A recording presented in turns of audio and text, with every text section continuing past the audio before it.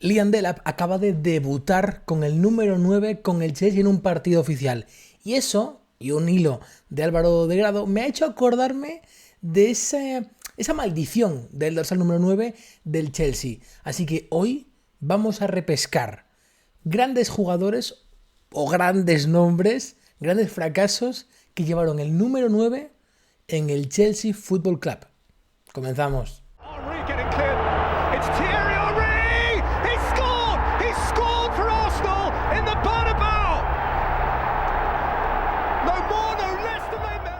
Es ya un hecho que el dorsal número 9 en el Chelsea está maldito. O sea, eso ya está más que sabido. Y aún así, Liam Delap se ha atrevido a coger el número 9. Recordamos viejos nombres que han llevado el número 9 en el Chelsea. Por ejemplo, Mark Stein, Hernán Crespo, Fernando Torres, Álvaro Morata, Tammy Abraham, Romelu Lukaku, Pierre-Emerick Aubameyang. Grandes nombres que hoy, pues igual algunos tocaremos, otros no. Vamos a centrarnos hoy en 8 nombres que llevaron el dorsal número 9 y que fueron, por el gran recuerdo, bueno, una estafa, y asegura que ese dorsal número 9 fue una maldición. Quizás el que mejor lo hizo, o al menos el que más tiempo estuvo, fue Fernando Torres.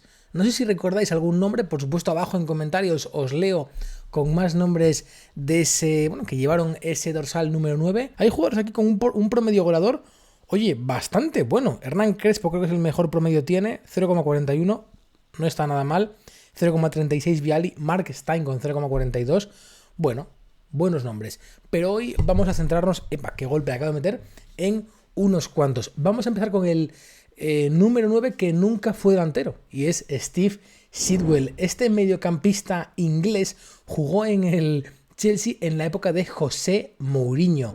¿Qué pasó con Steve Sidwell? Bueno, era un mediocentro que José Mourinho usó como una especie de, ¿cómo decirlo? Como una especie de llamada de atención a Roman Abramovich. Y es que en esa época, en esos años, si no me equivoco, 2007-2008 fue la temporada que llega Steve Sidwell. Llega porque Mourinho, bueno, necesitaba un mediocentro, pero le coloca el 9 porque Mourinho quería darle un toque de atención, como os digo, a Roman Abramovich. Fíchame un delantero.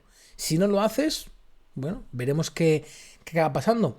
Los kits estaban más o menos ya terminados y el número 9 era la que quedaba, decía Steve Sidwell. Y pienso, mierda. Otros momentos, por ejemplo, que comentaba Steve Sidwell en esa temporada, es que cuando Mourinho fue despedido en septiembre de 2007, encontró a muchos jugadores llorando su marcha. Por ejemplo, decía para Telegraph: he visto grandes caracteres como Didier Drogba, Frank Lampard o John Terry llorando en el suelo del vestuario. ¡Qué salvajada! Lo que fue Mourinho, ¿eh? Pues bueno, vemos ahí la parte negativa, o la parte más golpeadora, ¿no? Pero bueno, la parte más fuerte de Mourinho respecto a la directiva, y luego lo que era para ciertos jugadores, como luego, bueno, pues volvió y fue lo que fue. Ahora Steve Sidwell es copresentador del programa o podcast That Peter Crouch Podcast, que la verdad que es muy escuchado. No sé si sigue sacando, pero sí que en su momento era un podcast muy escuchado en Reino Unido. Vamos con el siguiente nombre y os coloco por aquí a Tony Cascarino. Tony Cascarino fue un jugador de nacionalidad irlandesa, pero nacido en Inglaterra, delantero centro, en este caso sí. Para el Chelsea marcó 8 goles y 5 asistencias en 45 partidos. Pero la verdad que fue un delantero muy, muy potable. Jugó en el Nancy, jugó en el Marsella, en el Millwall, en el Aston Villa, para el Celtic. Fue un jugador interesante. Y aquí tenemos alguna noticia, algún recuerdo de él, en el que nos decía por aquí momentos dramáticos. Él debuta contra el Crystal Palace, marcando gol en su debut en Stamford Bridge, empatando el partido en el 92, ya en etapa Premier, y le pusieron el nombre de Ice Cream Man, que no Iceman. Aquí el pequeño girito. Generalmente Iceman, jugador frío, calculador. A Tony Cascarino lo llamaron Ice Cream Man, el hombre helado, por su frialdad y cierta lentitud al entrar en calor durante los partidos. Un contraste con su etapa anterior, que fue bastante potente. En el verano del 92, justo en el año que llega al Chelsea, se tuvo que operar la rodilla, lo que limitó, por supuesto, en gran parte su temporada 92-93, y luego pues ya cuando volvió se encontró pues un Chelsea que se había reforzado en la delantera y ahí pues no pudo brillar. En la temporada siguiente, en la pretemporada, marca un hat-trick en un amistoso contra el Tottenham, en lo que era el Makita Tournament, y bueno, le dio esperanzas a la plantilla y esperanzas a él para ser un jugador importante en esa temporada. Al final, una temporada más, es que fue prácticamente siempre suplente y dio muchos palos, aquí como pequeño datito, y se despidió del Chelsea con con la victoria, con la final en la FA Cup de 1994, la cual el Chelsea pierde 0-4 contra, como os digo, los Red Devils. De ahí se va al Marsella y su puntería vuelve, recupera, y como os decía, hace unos números en el Marsella increíbles, 70 goles y 2 asistencias en 105 partidos, unos números espectaculares. A partir de ahí se retira al tiempo y bueno, ha sido comentarista en Talk Sports y colaborador en The Times. Ahí pues muchas veces ha criticado a Eden Hazard o a otros jugadores del Chelsea por falta de seriedad. Tiene cojones también. Ahora vamos con un nombre, como os digo, que pasó de la mayor gloria, ganar la Premier League con el Blackburn Rovers en la delantera junto a Alan Shearer, a un Chelsea que pagó 15 millones de la época. Hablamos de el 99-2000. Hablamos de una época donde los millones no se gastaban como ahora en el Chelsea y en la Premier League en general. 15 millones que valieron para absolutamente nada de un Chris Sutton que nunca respondió en el Chelsea. Para el Chelsea marca, a ver si lo encuentro por aquí, si no digo que son 4 goles en una temporada. Marca para el Chelsea 3 goles. 3 goles en 39 partidos en 2.450 minutos, una temporada, y vuelve arrepentido, vuelve como un perro, con el rabo entre las piernas. En toda la temporada marca un gol, según nos marca aquí los datos, en Premier League en 28 partidos. Fue un fracaso notable y a partir de nombres como este arranca la figura o el nombre o el miedo a la maldición de 9 en Stamford Bridge, como os decía. Es un jugador que venía de romperla toda con el Blackburn Rovers, incluso jugando Champions League. Llegó al punto de asustarse y esconderse en el baño de Stamford Bridge del vestuario local. Sutton contó que en un partido, en un derbi contra el Arsenal, prefirió esconderse en un lavabo antes que enfrentarse a la presión tras una jugada polémica en el partido. Como él decía para 442, tuve que esconderme en el baño, era el lugar más seguro. Todo eso en el descanso. Con el tiempo no recordó su etapa con gran cariño, la verdad, pero no se criticó ni a ningún entrenador, ni a ningún compañero, ni a ningún sistema. Simplemente se echó la culpa a sí mismo y a un problema de confianza que le atacó cuando no arrancó bien la temporada y empezó una muy mala racha. El Chelsea lo vendió en julio del 2000, una temporada después, por 6 millones al Celtic. Y en Glasgow ahí sí que lo hizo bastante bien. En el Celtic juega 197 partidos y marca 84 goles y 29 asistencias. Juega la Champions League también, 16 partidos, muy buenos partidos con el Celtic, el lugar donde pues, más pudo desarrollar su fútbol. Vamos a un caso un poco similar a Chris Sutton. En este caso vamos a Serbia. Matija Kecman, un jugador que la rompe toda en Holanda, va al Chelsea y se cae absolutamente. Llega al Chelsea, si no me equivoco, es a principios de siglo 2000. Llega al Chelsea en la 2004-2005 por 7 millones y medio. En el PSV venía a hacer una temporada espectacular. Marcó en 176 partidos, 129 goles y 22 asistencias. Una locura que, bueno, pues nunca referenció en el Chelsea, donde jugó pues apenas 40 partidos y marca 6 goles. Por supuesto, aquí a Matella podemos asumir un problema de cambio de liga, ¿no? De nivel, un nivel inferior en el PSV, unas necesidades inferiores, pero también hay que hablar de que era el delantero suplente de un tal Didier Drogba. No recuerdo si os suena, con Mourinho no le dio la oportunidad y a menudo jugaba fuera de posición o entraba con un partido encarrilado. El estilo de juego de Mourinho pues le pedía ser un poco más referencia y ahí Kecman no encontraba su sitio. Encuentra una falta de confianza, adaptación, cosa típica en una primera temporada en Inglaterra. En Londres nunca se sintió cómodo, como él mismo dijo, nunca aprendió el idioma. Matella también tenía que refrendar, justificar la presión que le pusieron encima cuando llegó siendo parte del dúo Batman y Robin. Él era Batman, el otro era Robin, ese dúo que hacía con Arjen Robben en el PSV. Eso parece que lo afectó mucho, no encontró su igualdad y Batman se quedó sin Batarangs. En palabras del mismo Matella, del mismo Batman, decía que la prensa me destrozó. Marcó goles en Copa, marcó goles en Champions, pero no me dieron tiempo. Fue la etapa más dura de mi carrera. Como os decía, Mattia Kessman marcó goles en Fenerbahce, en el Paris Saint-Germain, menos, en el Atlético en una temporada, en South China, en el Partizan, marcó goles en todos lados. Pero en el Chelsea se quedó muy seco. Jugó 1.600 minutos, 41 partidos y marcó solo 7 goles. Fuera de ahí, marcó 30 en el Fenerbahce, 10 en el Paris Saint-Germain, 10 en el Atlético, en una temporada que se va después del Chelsea.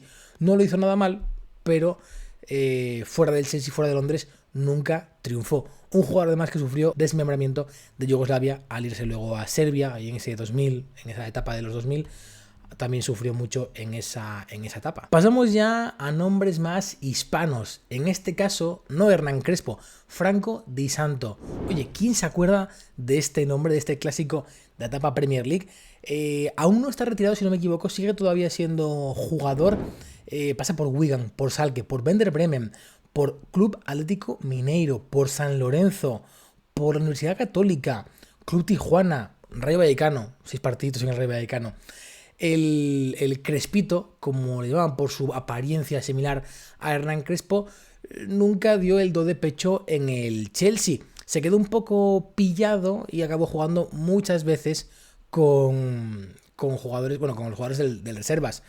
En cuanto a historias de Franco Di Santo, por ejemplo, podemos hablar de, aparte de ese nombre, marcó un hat-trick con el filial, con ese Chelsea reservas. Él llega muy joven al Chelsea, vamos a revisar aquí su ficha. Llega al Chelsea en 2009, en la 2007, 2008 y ahora tiene 36 años. Ya os podéis imaginar un poco la edad que tenía en aquel entonces. Pasa por una FA Cup, la cual ganan en el 2009, donde juega un partido pero no marca ningún gol en toda la FA Cup.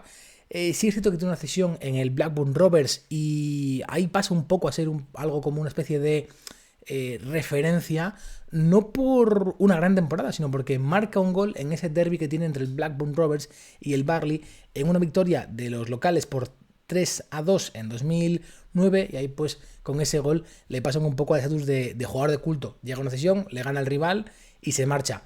Llega muy joven a Europa, como os decía, como siempre estos jugadores jóvenes argentinos, el nuevo Maradona nunca es capaz de llenar el nombre, evidentemente, de lo que fue, por supuesto, el Diego, pero una vez salida del Chelsea, pues gana experiencia, gana solidez, se va al Wigan, como os decía, pasa por Werder Bremen, por Schalke, ahí pues ya marca algún gol más. En el Wigan marca 13 goles, en el Schalke 12, Werder Bremen 18.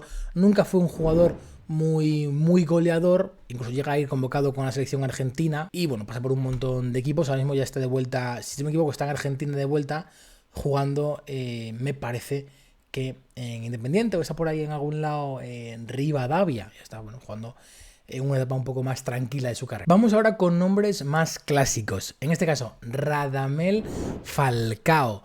El Tigre, después de tener una rotura grave con el Mónaco, pasa por el Manchester United y también por el Chelsea, donde lleva el 9 en una cesión de una temporada. Llega con muchos problemas musculares después de una mala temporada en el United. Con el Chelsea solo juega 10 partidos de Premier League, con muchas atenciones médicas, muchos problemas musculares, y donde solo marca un gol. En la jornada 4 no vuelve a marcar en un empate a 1 contra el Crystal Palace en Stamford Bridge.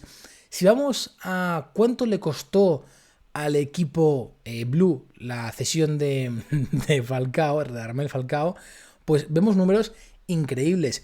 Radamel cobraba anualmente 7.300.000. Vamos a temporada completa, jugó tan solo 2 partidos titulares.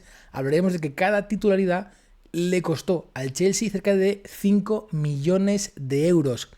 Si vamos a por minuto jugado, por lo que jugó en total, con el gol marcado, al Chelsea cada minuto de Radamel Falcao en el campo le costó 23.000 euros. Como os digo, solo 12 apariciones en toda la temporada. O sea, el Chelsea pagó una pasta gansa por tener un jugador lesionado. Y recordamos, una opción de compra por el Tigre para el Chelsea en torno a 40 millones de euros. Al final Falcao acaba la temporada y se fue de vuelta al Mónaco. Antes de ir con uno de los últimos flops del dorsal 9 de Inglaterra, vamos con este nombre llamativo. Es un poco de una etapa bastante anterior, hay que decirlo, no es nada moderno, ya tiene sus 40 y tantos años. Vamos ya a una etapa un poco más de 40 años, de 2006, 2007, si no me equivoco. Llegó al Chelsea desde el Hamburgo por 13 millones de euros la temporada 2006, en agosto de 2006, casi cerrándose el mercado por esos 13 millones de euros. Nunca funcionó. Una temporada después sale cedido al Chelsea y 2 después ya lo venden al Stuttgart por 5 millones. Prácticamente no juega nada. En este caso es Khalid Boulahrouz, un jugador danés que no es punta, es central. Lo de Boulahrouz fue algo curioso, similar a lo que pasó con Sidwell, pero en este caso era un central, un jugador defensa que pues nunca llegó a triunfar en el Chelsea, ya no por llevar el número 9, que era curioso, sino porque no se le dio tampoco ninguna oportunidad. Voy a daros alguna cosita así interesante de lo de Khalid, porque me parece una historia muy bonita. Según contó él, el dorsal número 9 le fue elegido o le fue destinado porque solo quedaban números como el 45 o el 47. Así que al final se escogió el número 9 porque era un poco lo que había. Se lo ofreció el utillero y Mourinho, cuando lo vio, se quedó loco. Según le dijo Khalid a Mourinho, el Kidman me la montó. Bueno, ahí se queda. Sí es cierto que Khalid tuvo una etapa un poco complicada. Era un jugador central, lateral, así un poco brusco, neerlandés, pero de aquella época. En el 2008, en la Copa 2008, su hija nació prematuramente y falleció en el postoperatorio en plena Eurocopa, y sus compañeros fueron a visitarle al hospital. Cuando lo vieron, le encontraron roto. Al final el fútbol, cuando pasan ese tipo de cosas, deja de importar. La selección, la convocatoria, acompañó al hospital a estar con su familia. Khalid tenía un apodo fantástico para ser un central neerlandés. Era Khalid el Caníbal, por su estilo de juego agresivo, decían sus compañeros. Él mismo siempre matizó: no voy al campo a lesionar, pero si se gana un duelo y alguien cae en el suelo, no es mi culpa. Hay una opinión en Reddit que encontré sobre Khalid y Steve Sidwell, que lo son un poco a todos. Decía, en un hilo sobre los dorsales en el fútbol, decía: darle a Khalid Boulahrouz y a Steve Sidwell el número 9 es una disciplina diabólica. Así fue ese Chelsea de Abramovich, un poco loco, también apoyado un poco por Mourinho. Y vamos ya con el último nombre, en este caso, lo recordaréis, argentinos, también en la 18-19, media temporada, apenas 12 partiditos, de Gonzalo Higuaín, el Pipa. El jugador argentino, delantero argentino, venía desde la Juventus, desde el Milan, desde Italia, pasó por el Napoli.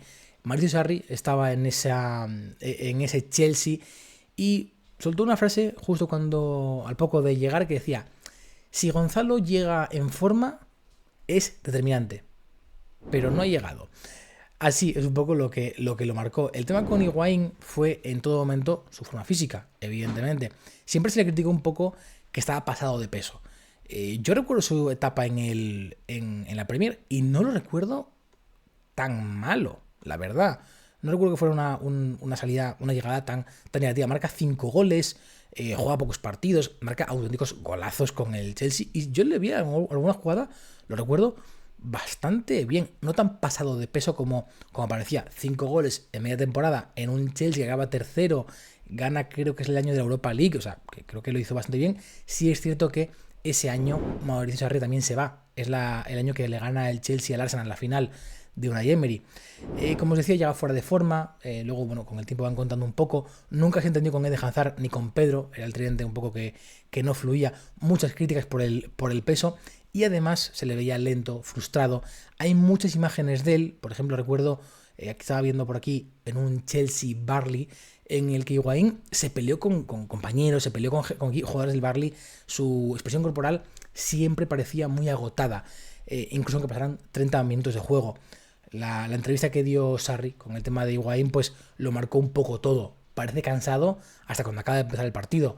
Bueno, parece que nunca se hizo al ritmo de Premier League, ni en entrenamientos, ni tampoco en el partido. Sí es cierto que dejó alguna jugada, algún partido interesante. Por ejemplo, contra el Huddersfield, una victoria por 5-0, él marca 2 goles, 2 auténticos golazos. Uno desde dentro del área y otro un zapatazo desde la frontal.